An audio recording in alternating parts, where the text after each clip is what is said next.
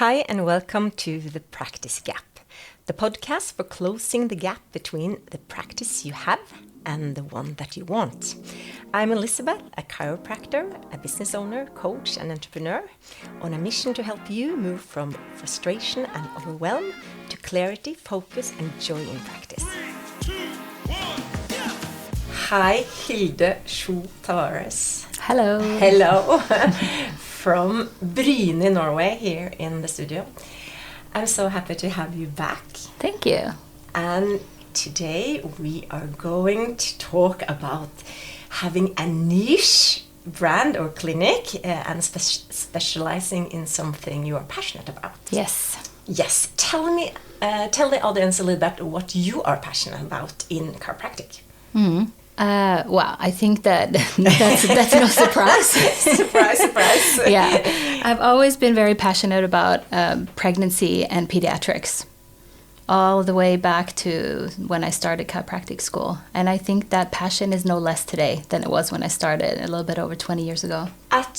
You are one of the few people in Norway that hold a specialist title. How has that changed your practice? I think that what it has done the most, one thing is what it's done for me, which is I have increased my knowledge base, which I think is great. But I think the most useful part is that it's even more clear to the market out there what I do. So I'm actually easier to find, sort of. It's not a lot of chiropractic clinics in Norway that are specialized in really anything. Could you talk a little bit about the possible benefits of specializing some more in this time and age, especially for younger chiropractors who want to start their own clinics? Yeah, I think it's useful to, and you do that here in Norway because you have the internship. You see all sorts of kinds of different patients, but I think that there's different reason. One thing is in terms of visibility in the market, which we just talked about. And we see that not just in our profession, but it goes for everything else, that the competition is getting increasingly bigger. So it's harder for in that ocean of, different options and choices, how are you going to stand out?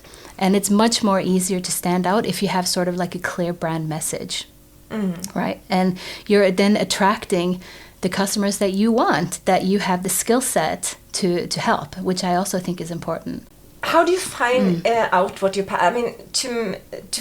how do you find what to specialize in? Okay, so how do you find your passion? I think that if I was to say one advice is to pay, whenever you're talking about different aspects of your chiropractic professional life, pay attention to how you feel inside when you're talking about a certain subject, because there's a difference.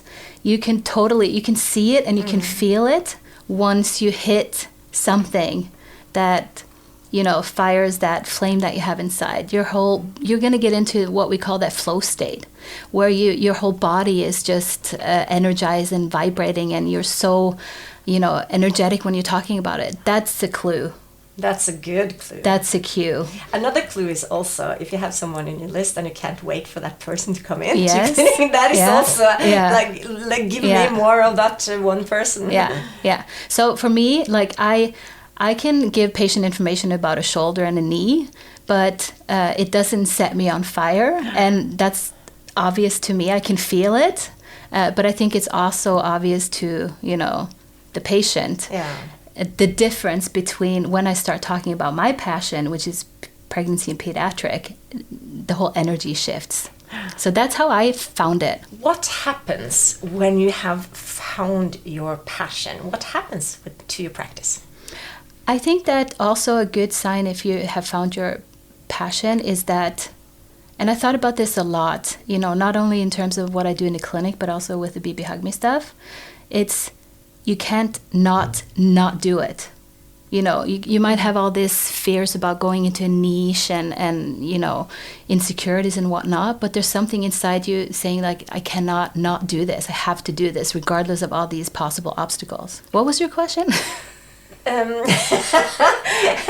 See? That's a good question. I forgot. We talked about passion. Yeah, how it changes how you practice. Yes, I think for me, I can only speak on behalf of myself, but I think I see this in others too, is that you bring a whole different energy to work. And I think there's less risk of you growing tired and burned out. Because that's a lot of people in the healthcare industry, therapists, they end up hurting themselves just as much as they're helping other people, burning out, getting injuries and whatnot. And I think that, I don't know, but if you are truly aligned with your passion, it doesn't feel like work. So I don't think you're not at the same risk of being unhappy at work, thinking, just going through the daily grind. You go to work and you're excited and, the day flies by and, yeah. What is your advice for a chiropractor who kind of goes to work and he or she is kind of like, oh, this is kind of just work. I'm here, I'm doing my stuff, and then I have my life outside the clinic. And they realize it's tough to build a practice, and they kind of feel like they're not making it. How should they go about to make some, where should you start when you're kind of hitting that wall and like, this is not what I expected this stuff to be? I think that you have to do some self-work.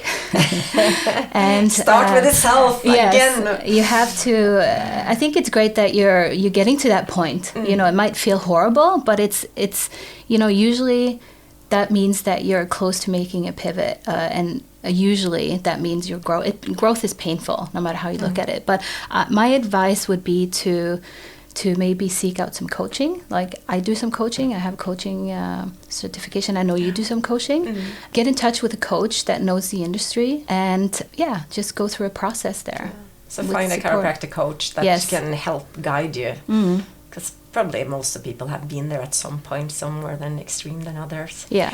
What is the common traits of chiropractors that you admire who've done something special? Do you see some commonalities? Yeah, passion. Passion. We're back again. Passion. Yeah, we're back to passion. Yeah, I think passion, and I think that I love chiropractors that are not afraid to have an opinion and a meaning and a belief and really just go with it. So you have to stand for something. You have to find something and be in it. Yeah. I think, and also, I mean, if you're looking at people that I also admire that have been successful chiropractors, they have put in the work because you don't get anything for free. You have to create your own opportunities. So, and I think that many of them have done that. There's so many smart, wise, passionate chiropractors out there that are just wonderful to have conversation with. And every time I leave a conversation like that, I feel refueled and energized, and I'm even more sure in that I'm in the right profession. And on that note, I'm also thinking if you are lack of passion, talk with some of the wonderful colleagues, because people really love to talk about the things they're passionate about. Yeah. So if you want advice, talk to people, reach out. I see when you take the courage, at least the times that I've taken courage, talking to people that I don't know about something I know that they're good at, I'm amazed of how much advice they share and how much they want to talk about it and how extremely much I learn from just the conversations. And also a good tip, and I've done this since I graduated, I actually invite myself to come visit some chiropractors just for half a day or a day in their office just to observe. And I've been in clinic for over 20 years, and it's just a couple of years since the last time I did that. Yeah. So I never feel like I stop learning. There's always something to pick up, and it's not just, sometimes it's how they work technique-wise, but a lot of times it's about patient communication and how they talk about what they do and things like that. So that's also a good way, visit different niche clinics and just be there and observe and pay attention to how it makes you feel. And just being into different offices, just the environment, to be in the waiting area, to see what people have on the walls. Yeah. And also a very good thing is when there's good practitioners in the area, and to get the treatment from other professionals or chiropractors, just to feel different hands and techniques. It's also super useful. It is. Yeah, you want to be able to put yourself in your patient's shoes. What are niches that are not explored for chiropractors? What are some blue oceans out there? Are you asking me what is the next blue ocean? Oh no, I'm just thinking we should have a little. We can throw back and forth little ideas. Well, we have the pregnancy pediatrics now, and we have sports, and we have neurology, ultrasound. I think and this ties in with what we're learning in terms of epigenetics and new biology and things like that, but definitely something along more of a holistic approach. So, what do you like when you say holistic? What do you mean? Like mind and body, like you have to see like the whole person. So I think something in that direction. Are there small niches? How about like a knee clinic or a foot clinic? Foot and ankle clinic. I know there's somebody actually opened. I know there's a chiropractor who opened a foot and ankle clinic. Yeah. Somewhere. Other niche, and then of course chiropractic and elderly. There's many different interesting techniques that are not so utilized and known, at least here in Norway. And I'm sure it's the same thing in other markets. So, that's one way to go. Just figure out what types of techniques are out there, chiropractic treatments techniques and things like that. And but I don't know. I don't have a good answer for you. What's next? You have to look at, one thing is you can't just decide like I'm going to do a knee and ankle clinic and then opening up a clinic and there's no market there. You need to find the market. You also need to know that you have the market in front of you, right? Yeah, and that also goes back to the last podcast where we talked about like you have to, is there a need? Yeah, it has to solve a problem it has to solve for someone that they're willing to pay for. But still, there are, I'm sure like in 10 years, when you come back to the studio, I'm sure there's tons of things that have opened up and developed, and the world is different, and we need to change our approach and our thoughts and to adjust to that new market also. Yeah, but I think that people are looking for more and more, like I said, holistic care where they're seen as a whole person, not just sort of like a mechanistic view. Because of, your body is not separate from your mind. Everything is the same nerve circuits, whether it's a mental trauma or physical trauma, it's the same nerve circuits that get activated. So, you have to... I think definitely that's the way to go. Yeah, and I think also the society is changing. There's less and less connection between people, and people are more and more lonely, and people don't get touched, and people are too much on the screen, on their phones, and on. So it kind of changes. I changed how I work with my patient, and also how the needs, I think, have changed a lot, and that will probably keep continuing unless something really big happens. And I think that there's also one very important job that we do, which is in terms of patient education about the human body, how it's designed and how it functions and whatnot, because that's useful information to everyone, whether or not they want to get adjusted. Something that I read, I don't know if it was Bruce Lipton that said it, but it hit me in the pit of my stomach. And he said, currently the world is drowning in information, but lacking in wisdom. And I feel that very much. I feel like we're moving away from sort of nature in how we take care of our bodies, and I just think that we need to reset a little bit. And part of taking care of it, it's not just physically, it's also mentally and connection wise and whatnot.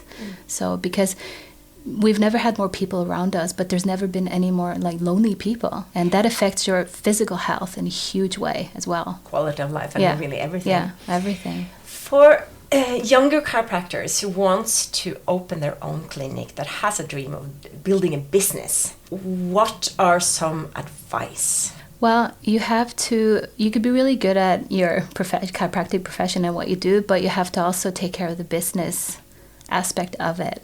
So again, my advice would be to talk to someone who's done it before. I mean, of course, you can figure out everything yourself, but the good thing is that, talking to other people, you can hear what successes they've made. But more importantly, I think that it is that, and I certainly do that, willing to share what not to do.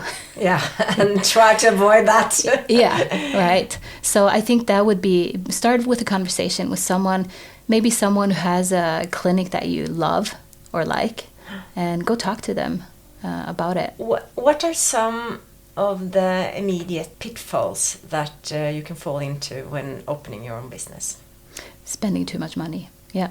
I think that because we're in a profession where there's a limit to how much you can make in a day, there's only so many hours, you have to really sit down and do the numbers. You have to figure out, let's say you want to rent a clinic at a certain space, and that's one pitfall. Don't have more space than what you need. You don't want to have any empty rooms during the day, because that's a waste of money. So you really need to minimize the space, and that's opposite of what some people think. They want a nice, spacious, open clinic, but that's not so smart. So you need to actually figure out how much money do I want to make, and how many people do I have to see a day to make that. And then you have to also calculate, okay, I have this and this and this expense.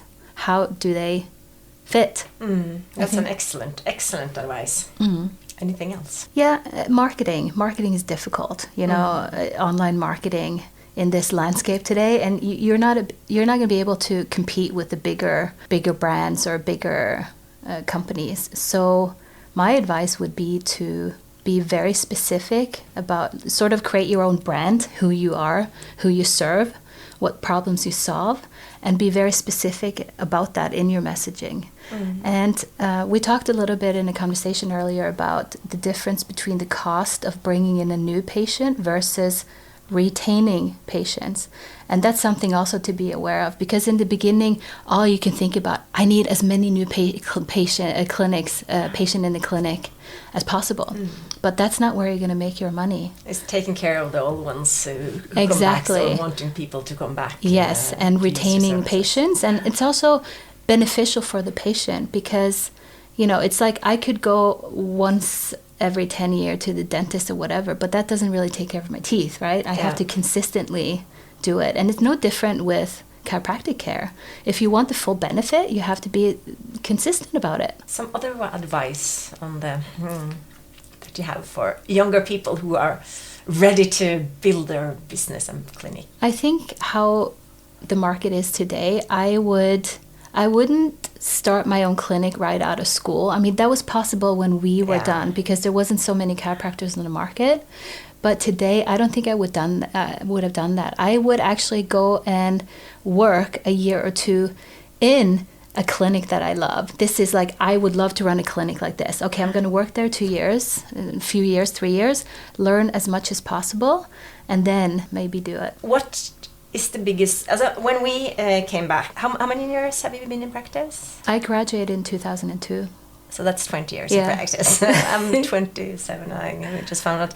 When we came back, you really didn't have a choice. It's like, you had to. You had to open your own clinic, and very few people. So then it's like you go through school with a mindset that and I think that's one of the benefits we had from coming from an American chiropractic school, because everything is private in America, so you have to build your own business. So that was actually part of schooling, because I remember talking to some colleagues that went to chiropractic schools in Europe, and where the business aspect of running a clinic was, they didn't even talk about it. It was a little bit helpful, at least mindset-wise. We knew we had to do it, so you just started figuring out the information that you needed. For people that you know coming back from school now, do people, when you meet younger chiropractors, do people talk about starting their own clinics, or is that topic kind of gone a little bit more? Well, I'm probably not the best at, I've been so busy with baby hug me. I don't feel like I've seen a lot of newly grads lately, but I feel that there's been a little bit of a shift. It sounds actually like a new podcast. I need to find a young person to see, what are your hopes for the future? I think maybe people are craving a little bit more security now. So maybe it's not so tempting to start your own clinic, because there is a lot more competition. I don't know, but definitely talk to someone who's in that situation. Before you go, I would love to hear, what is your vision for chiropractic in the future? Ooh. That was a big one. Yeah, you should have. Or one wish. Yeah. One wish. Well, I don't know if I have an answer to that, but I do know one thing, and I feel that to the core of my being and body, and that is that more than ever before, the chiropractic is needed in this world. And I can't on the spot give you a very good answer of why, but as we're learning more and as more research is coming out, I a lot of times see that it aligns very well with the whole philosophy of chiropractic from over 100 years ago, 150 years. So it amazes me. Yeah, that is really amazing. Yeah. So to wrap up a little bit, the big take-home message from today's conversation is Can I find say your something? passion. Yes. Yes, you know what? I want to say something to that question, is that people need chiropractic care. And I think that chiropractors are in a position that we're a little bit different. We're looking at our patients a little bit different. And I think that we have to really take care of that uniqueness. We can't lose ourselves and become just like everyone else. We have to take care of our unique identity. And I think that if we do that, we will gain an even bigger place in the healthcare industry and to our customers. If we don't do it, I'm not so sure. Totally with you on that one. Yeah. Very good point. I just had to say that. Yes, thank you for doing that. So then I will go back and try and do a little wrap-up. Yep. Find your passion. Yes. Yes, number one. It's much more fun if you do. Much more fun. And you have all the energy to keep on Yes. working when things get rough. If you want to start a practice, talk with people who have done it before. Yes, So you don't successfully. Yeah, that's a good. That's actually a very good point. Yeah. Talk with people who have been successful. When you are ready to start your own practice, look at the numbers. Love your You math. have to do the math. Do the math. Love numbers. Start loving numbers. Don't have empty space. Empty space costs money and make you worried. And look at how much money you would like to make, and to see and how many patients you want to see a day, to see if it all adds up. Yes. If it doesn't add up, don't do it. Don't do it. Make a new plan. Yeah. Make a new plan, Stan. It's as simple and as hard as that. Yeah. It's really simple to build a practice, Yeah. but it's very, very hard. Yeah. Thank you so much, Hilda. It's wonderful talking to you. Thank you. And thank you for sharing all your advice and knowledge. Thank you. You as well. Bye.